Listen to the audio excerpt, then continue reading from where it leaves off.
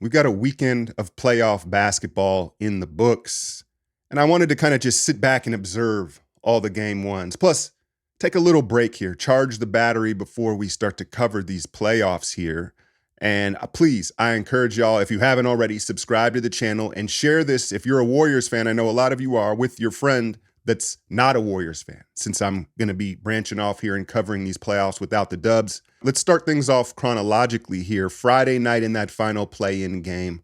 You have to forgive me if you don't get the typical alchemy eye contact here. I've got so many notes from all these games over the weekend, but let's start there. The Pelicans taking care of the Kings without Zion. And you just look at this Pelicans team with the jumbo wings. It feels like they have infinite 6'9" wings. Trey Murphy, Herb Jones, Najee Marshall, Brandon Ingram. I'm probably leaving someone out. You saw them smother Keegan Murray, right? He didn't shoot like he did against the Warriors.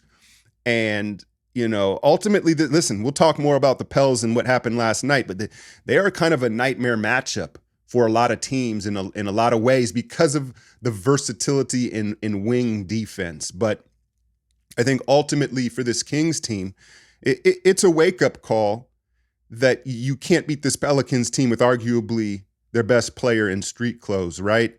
And I get it. You don't have Malik Monk. You don't have Kevin Huerter. I'd make the argument you might be better without Kevin Huerter. Like Keon Ellis is probably a better player than Kevin Huerter, at least with y'all, right? As a defender and stuff like that, and that fit. But ultimately, to me, the reality is for Sacramento, Sabonis, just like Şengün, is fool's gold as far as building a championship team around them. And you know why there's a blueprint, right? It's that dude in Denver. If it weren't for that dude in Denver, those Sabonis or Şengün would never, I think, have been given the opportunity that they've been given. I'm not saying they wouldn't be in the league or wouldn't be players, but with teams like, hey, this is a model, this is a blueprint, we can build around these guys. But the difference is the gap from Jokic to those guys is wide. It's huge, right? And so I think it's fool's gold. And I understand, you get what you're given, and Şengün was a great value pick. Halliburton has questions of his own, but I think in today's game, you have a wider margin for error when you look for a center like an Evan Mobley, a Derek Lively. And I know they don't grow on trees, right? But you need a big mobile guy and a rim protector, right? A rim protection, I think, is key, even though we're in the 3-ball era and they have no rim protection. And so, look, I'm not here to just shit on Sabonis. It's not like he's a bum. But I just think that ultimately, just like what you saw with Houston at the end of the year when Şengün was out, it was like, oh, this opens up a different style of play for us. And if Sacramento is, they have their heart set on this Fox-Sabonis duo, I know they're both locked into long-term deals. What I would say is then you got to get a rim-protecting guy that can kind of play the 4 and play alongside him. So that would mean could stretch the floor a little bit. Nick Claxton can't really stretch the floor as much as you'd like, but a rim could play some 4. Naz Reid. How about Jonathan Isaac for the Magic, who we'll talk about here in a second?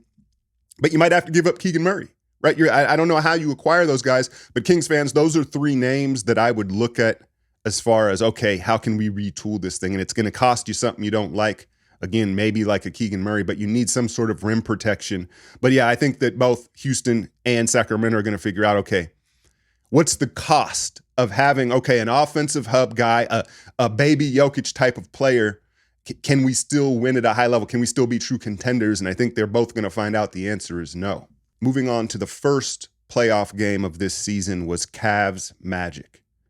Point Palo is a fail. Point Palo is a fail. 9 turnovers. 9 turnovers. And listen, I understand that Orlando has a kind of a weird roster. They're front-loaded in the front court, and they want to empower their franchise players. So they're like, put the ball in his hands, Point Palo. To have true point forward skills and be like a point guard, essentially, that happens and is developed so much younger in age than trying to do that now. And Palo looks a lot more like Josh Smith than Lamar Odom, right? You remember Lamar Odom at Rhode Island and even a young Clipper? Like, he was a real point forward. But then when you try to develop a guy into a point forward at, 20, 21 years old and in the league, I just think that's a tough ask. And I think you're doing Paolo a disservice because, hey, run the offense through him. Just do it at the elbow. Do it at the elbow, face-up game, kind of a Carmelo triple threat game, and let him run things through there. And I get they don't have maybe the personnel for that right now. But this is part of the growing process and learning, and I think they're figuring out, this point Paolo experiment. I'm not saying, don't have the ball in his hands, but it's very unnatural. I don't love it. As far as the other young star in this game, Evan Mobley, you saw Mo Wagner kind of try to push him around and bully him. You have to draw a line in the sand. Like, we know Mobley's sweet, right? But that's neither here nor there. He's still a hell of a talent. He cannot let Mo Wagner punk him. I don't care if it's Niang, Okoro, Strus. I get it. They brought in some guys to be the toughness for the team. He's got to stand up for himself as an NBA big man. But he's coming along. Like, I remember a few weeks ago, I saw him hit a dagger 3 at the end of a game. I was like, because the last time I had checked in on him, he didn't even want to take it. And that's kind of been the adjustment of ceiling with Mobley, is his unwillingness to shoot and be a scorer. Ultimately, Cleveland answered the bell in this first game, at least. We all knew the MO, like they got punked last year by the Knicks. They need to be tougher. And they showed toughness in this first game at home with much more experience. And the reality is, Orlando, we know they're not going to score a ton. They've got to dominate the paint. They've got to control the paint. When you get out rebounded by 14, what did Jaren Allen have, like a 20-20 game? So when you get dominated in the paint and you don't have a high-powered offense, that's going to be Orlando's not going to win a game that way, right? But I'm still very curious in this series because of all the young players, because of Mobley, because of Banchero in his first playoff, Suggs.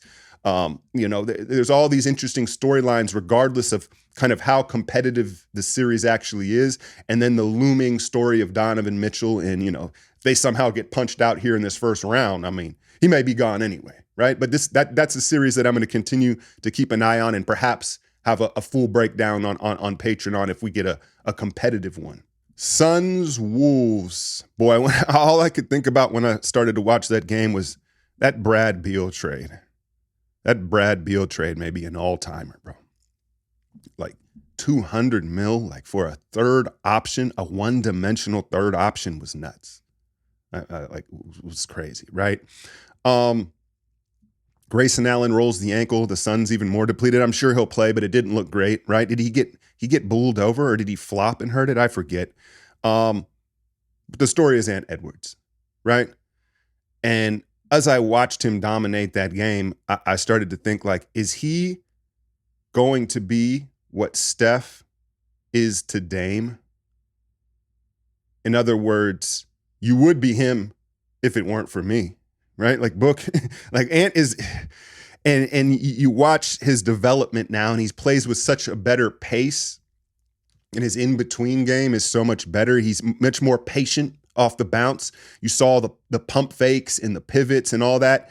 And because he has so much lift and bounce, as long as he gets his feet shoulder width apart, like he can square up, it doesn't matter, not to the hoop, just as long as his body is squared, he can kind of elevate, twist, and get a good look regardless. You know what he looked like? He looked like friendly Kobe out there, right? He looked like friendly Kobe. And that exchange between he and KD was probably the highlight, the most important thing of these game ones.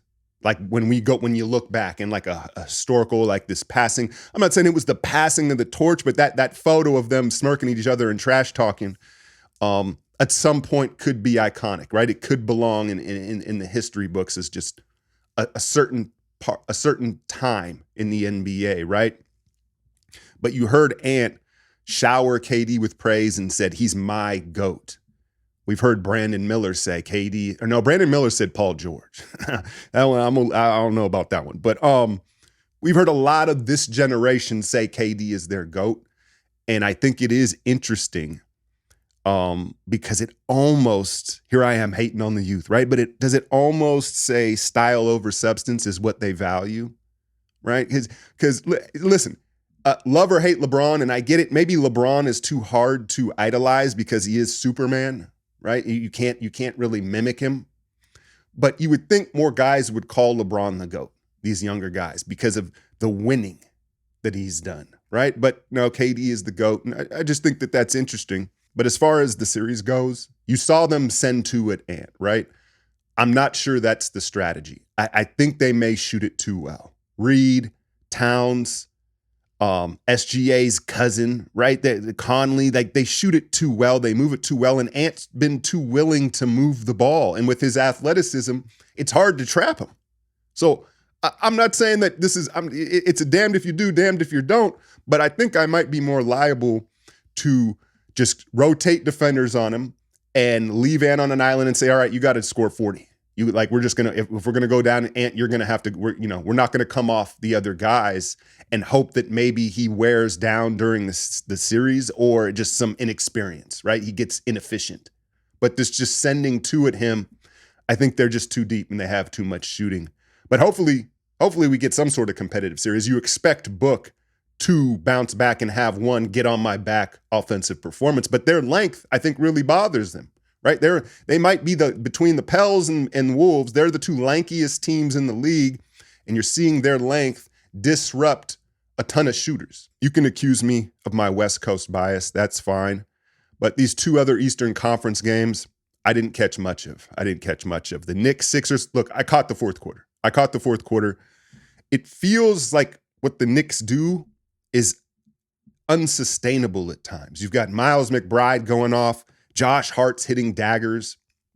But if you pay attention to the Knicks a little, it's like you kind of realize this is kind of who they are. Despite Brunson having, his name deserves to be in the MVP conversation. He doesn't need a vote, but you can put it in the conversation. They seem to always have another guy step up and next man up mentality from Thibodeau in these Knicks. So I don't know how fluky some of that performance is, but the bottom line is you saw Embiid go down on the knee. Was it bleeding? And you look at this Sixers team, that was a lot of minutes for Kyle Lowry. I was like, when I turned it on, I was like, Lowry's out there the whole time I'm watching. And then I went and looked at his minutes. I was like, played like 40 minutes. Nick Nurse, I get it, but shit, I don't know. But the bottom line is, right, it doesn't really matter if Embiid is going to not hold up. And I feel like we're looking at like a Yao Ming situation. Like, it's just style of play, size, weight. When is he ever going to be healthy? And if Philadelphia has the talent to compete, I know like a lot of Sixer fans probably sitting here today feeling good. Like Josh Hart ain't going to shoot like that. We controlled Brunson. But I just think the longevity of the series, you all know it rests on Embiid. And hopefully, to his credit, there's been so many times where I'm like, dude, he isn't, and he drags his leg or whatever's hurting through a series, but then he's not 100%. But yeah, this Knicks team is tough. Like if I'm Boston, that's the team I'm most concerned with in this Eastern Conference. Speaking of Boston, that Miami series, that was the one game I watched like the first quarter, I guess, and I was like, all right. And I know Miami, look, they're going to put up a fight, but it's unfortunate. No Terry Rozier. Jimmy Butler sounds like he's going to miss the entire playoffs. And as much as I admire Heat culture, and it is a very real thing, you hear Heat culture and how they overachieve and all that, one thing that goes hand in hand with Heat culture is injuries, right? When you push your players to that limit, inevitably, I think the durability of your roster is an issue every year. And so if I'm Boston, the only thing I'm really concerned about is the Heat playing reckless. Diving at leg, they're trying to punk Jaime Jaquez and these boys, and there ain't going to be no back down from these kids. And, they're going to be diving at loose balls, and the physicality of the game, even if it's not competitive, would have me nervous as a Celtics fan. I'd be trying to get KP out of there like ASAP. I'm playing KP 15 minutes in this series. It looks like it's going to be a wash of a series. Lakers, Nuggets, when was it? Saturday evening. Patrons, you'll probably get a breakdown of that series. I don't know, maybe tonight's game 2 would be maybe the pivotal one. If the Lakers are going to win this series somehow, they got to win tonight, right? They're going to have to steal this early one in Denver. But let's talk a little bit about game 1 here. I'm getting ahead of myself. There was this play from LeBron, man. He still shows you these glimpses of why he might be the greatest functional basketball athlete we've ever seen. He's certainly not the most graceful, but when you're just talking about within the function of the game, transition, end to end, these different things. And there was a play where KCP had a pick 6 and LeBron was backpedaling almost flat-footed. and he somehow like elevated the last second and blocked the shot. It was like, what was that, bro? Like that was crazy. But I mean, you get a good game from AD and LeBron, and you still get beat. It's tough sledding. I mean, I don't think anyone expected anything different here. And you talk about this AD Jokic matchup has been a thing now for years, right? The two top dogs, at least in the Western Conference, as far as big men go. I never blamed AD for not being able to slow down Jokic. Who can, right? That's an unreasonable expectation. I have blamed AD in the past for not being able to light Jokic up, right? That's the issue. No one's expecting you to stop Jokic, but you got to make him pay. You got to have to somewhat match his offensive production. We know he ain't going to be a distributor like that. And he somewhat did. But you saw, I think, eventually the elevation. I saw Laker fans complaining that they hadn't traveled to Denver early enough to acclimate themselves. I guess. I don't know. I can't speak too much about that. I know, LeBron at his age, he probably didn't want to be in the elevation as long or as little as possible. So I don't know. Swelling of joints and all that stuff. This Denver team has true championship swagger. Something that we haven't seen since the Warriors team. And I'm not even necessarily talking about the 22 championship, because that one came kind of, that was shocking to everyone, even Dub Nation. But during the when they were 5 straight finals and that championship pedigree, where no matter how a game is going, they kind of pace themselves, knowing they have this confidence like, oh, no. Like, it's close, but hold on. When it matters, we're going to flip a switch and it's going to be over. And time again this season, you've seen that with Denver. That championship pedigree and just the roles, everything fits, the chemistry. Aaron Gordon is the X factor. He's what put them over the top, right? Who did they give up for him to send to Orlando? What was it? Gary Harris? Wow. I mean, it just goes to show you, I'm sure there was something else involved in the deal, but one man's trash is another man's treasure. And I'm not calling AG trash, right? But Orlando was like, all right, he's not a franchise guy. They had tried to make him a wing, and his value had sunk to where Denver kind of stole him, and then you place him in the perfect role, and now he's the X factor on a championship team. And what it does is, one, he's accepted the fact that he's a power forward. You're not a perimeter player. And with the depth and being a third option, it allows him to spend his energy and allocate his juice where he should. Rebounding, running the floor, defending. Right? And now he's this great puzzle piece. Michael Porter Jr. There's no doubt he's a prick. Clearly he's a prick. I ain't even gonna touch on the family thing, but he's got a little more to his game than you'd expect. We all know he's the closest thing to Clay, in my opinion, as far as shooting mentality. He's like, I'm getting it, it's in my hands, I'm shooting it. But when he cuts to the basket, rebounds better than you might think, and just can finish, just has a little more than you would think as far as when you just profile him as a pure shooter and the way he lets it go. Now, I do have underdog picks for this game tonight. D'Lo shot terribly. Surprise, surprise, in the playoffs when the intensity picks up, the physicality picks up. But D'Lo doesn't like it.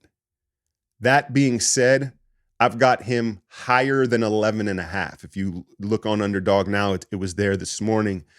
Just banking on the law of averages. You imagine he's going to get some shots to fall and he's going to be dialed in and trying to have a bounce back performance. And then I've got Peyton Watson higher than 4 points. It's not a crazy big parlay, but I'm kind of feeling my way out with these playoffs, because what you have to keep in mind with these picks, some of these picks that you may have liked during the regular season, the rotations tighten, right? And you're seeing the scores are down, right? There's less fouls. And so you got to make adjustments to some of the picks. But check out Underdog, use the code Alchemy and get 100% bonus on your first deposit. Play along with me. I'll be giving out my picks. You can play in over 30 states, including Florida now with their championship pick. So that's live today. Support the channel, Underdog Fantasy. But yeah, as far as that series, tonight's the game.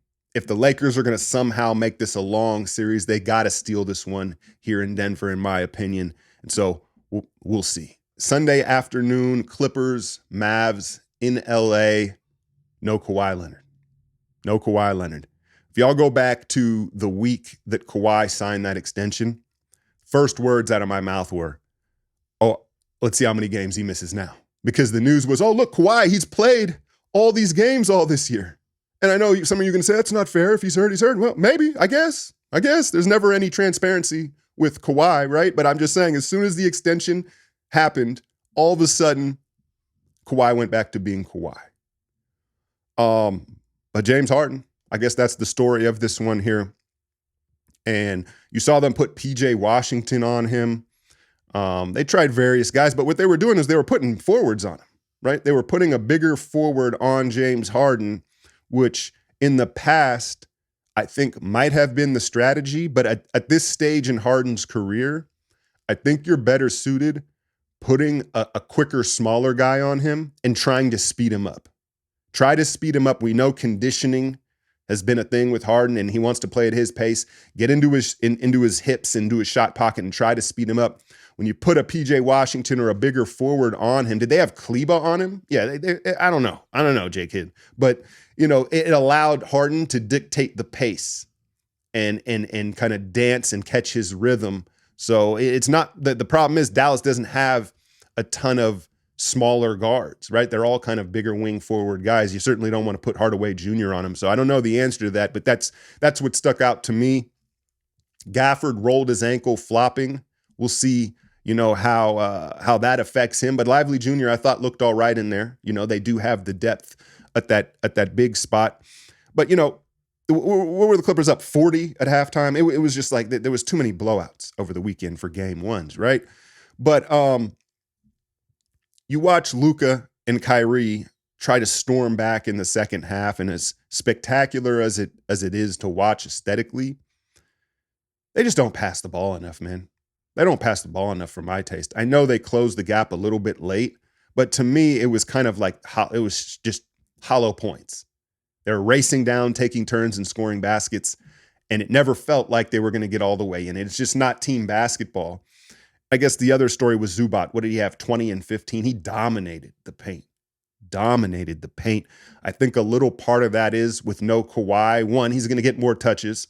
And two, he doesn't have to vacate the paint as much. Because sometimes when Kawhi wants to go to work at the elbows, right, Zoo's got to get out, right? He's got to get out or he's just not going to play as much. So I think there's a little bit of that going on. But as bad as it did look and as dominant as the Clippers were without Kawhi, I still think when you look at all the teams that lost game one, I give Dallas probably the best chance to still win the series.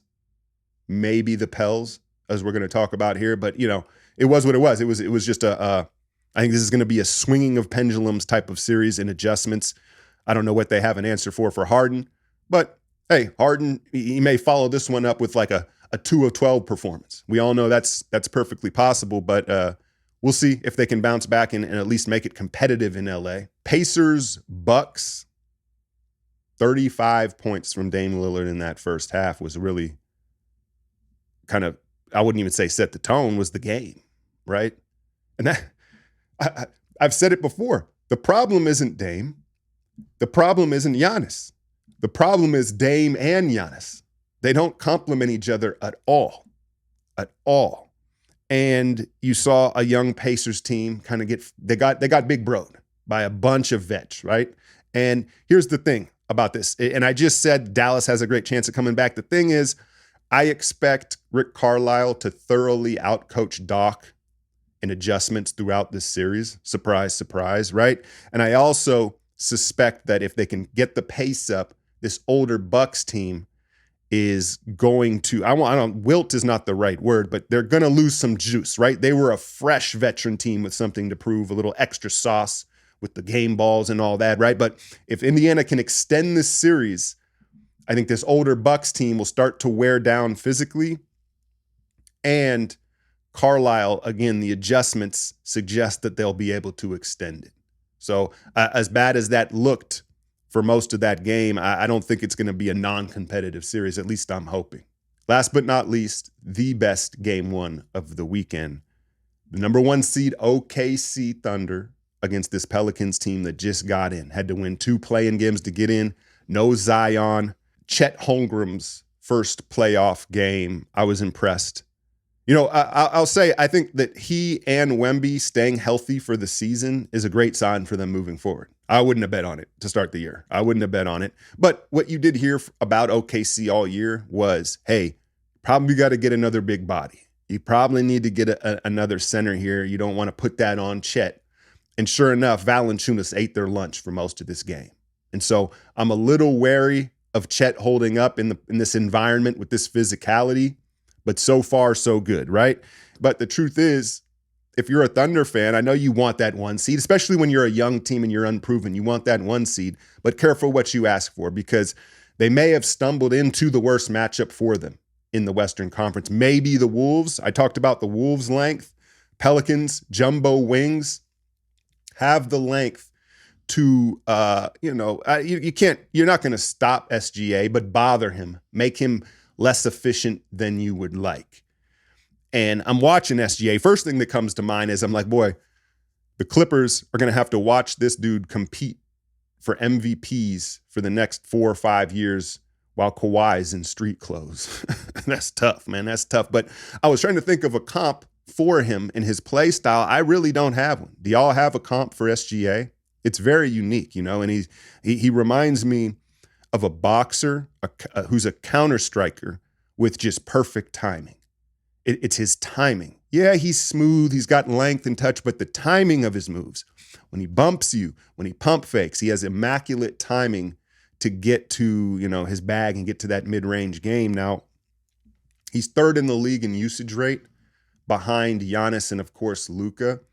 It certainly doesn't feel like he's as ball dominant as Luka. It's not as, to me, sometimes when you watch Dallas and you're just like, all right, Luka, you've had the ball the whole time, dog. Like, it doesn't feel that way for some reason. I guess the pace is a little different and J-Dub is on the ball. But that said, if we are talking MVP stuff here, he's got to become a better passer and playmaker.